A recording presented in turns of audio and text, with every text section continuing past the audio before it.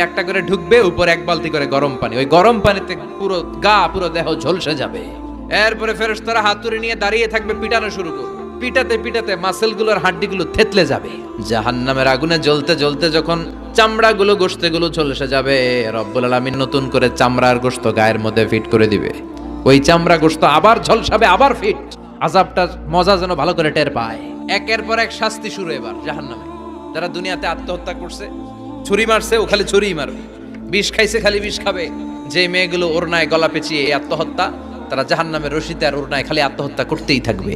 যারা স্মার্টফোনের ভিতরে ইন্ডিয়ান নায়িকাদের কোমর দোলানো ডান্স দেখেছে, অশ্লীল ভিডিও দেখেছে, জাহান্নামের গরম শিক চোখের ভেতরে ঢুকিয়ে দেওয়া হবে।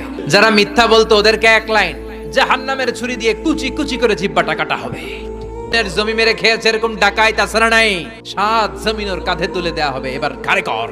গিবত করে চগল খড়ি আছে না নাই, তাদেরকে আল্লাহ জাহান্নামের তামা দিয়ে নখ বানায় দিবে, আগুন ঝরবে ওটা থেকে।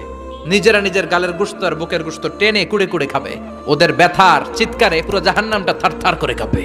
যারা যাকাত দেয় নাই, জাহান্নামের টেকো সাপ, যেই সাপ কামড় দেওয়ার সাথে সাথে দেহটা নীলাভ 70 গজ জামিনে ঢুকে যাবে।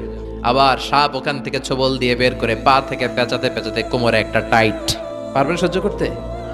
আল্লাহ জাহান্নাম থেকে তুমি আমাদের বাঁচাও।